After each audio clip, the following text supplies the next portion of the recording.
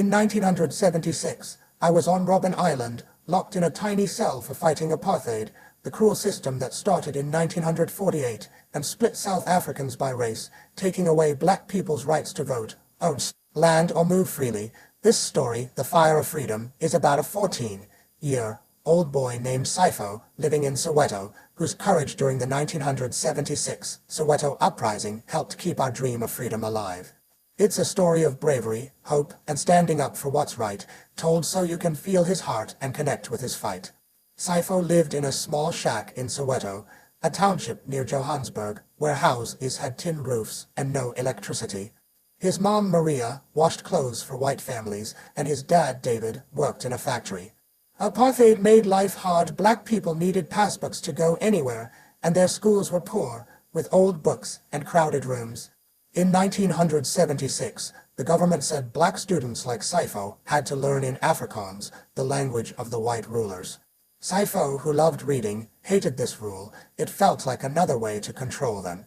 He heard stories about my work with the African National Congress ANC from his parents, who whispered about our fight for equality. That year, Sipho and his friends decided to protest.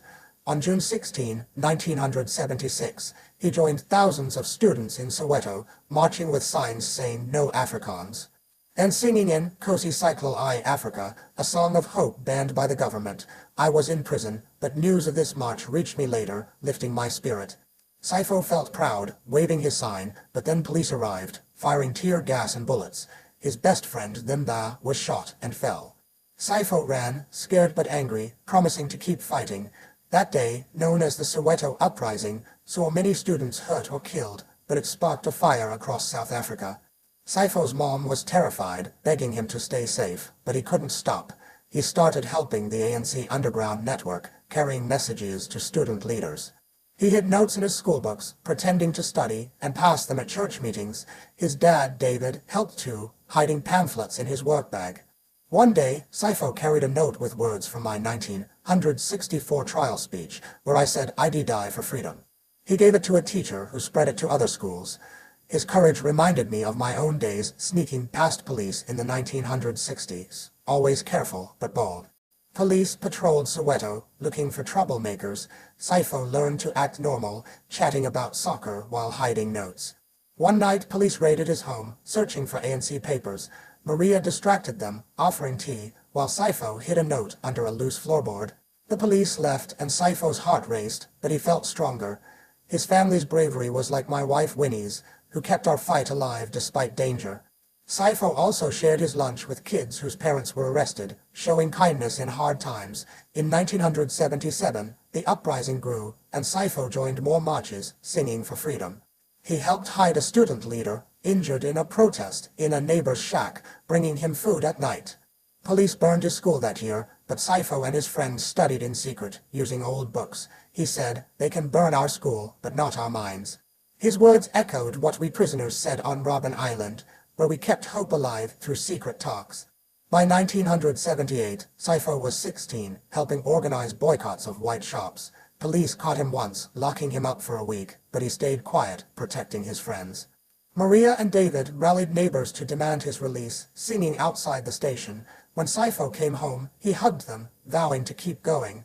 I heard about kids like him in prison, their courage a light in our dark cells, reminding me of the 1956 Women's March, where women stood strong. In the 1980s, Sipho's work helped the United Democratic Front, an ANC ally. He carried messages to clinics, helping injured protesters. His parents supported him, giving food to families in need.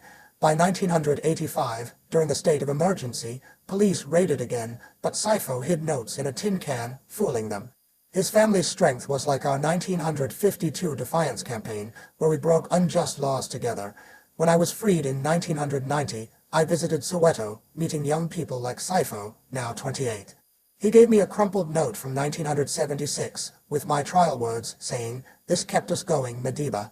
As president in 1994, I thought of him when we built new schools, wanting kids to learn without fear. Sipho became a teacher, sharing his story with students, keeping the fire of freedom alive. Sipho's small acts carrying notes, helping friends, standing up fueled our struggle.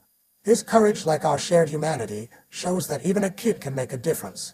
If you face unfairness, be like Sipho. Use what you have, stay kind, and keep hope burning. Power to the people.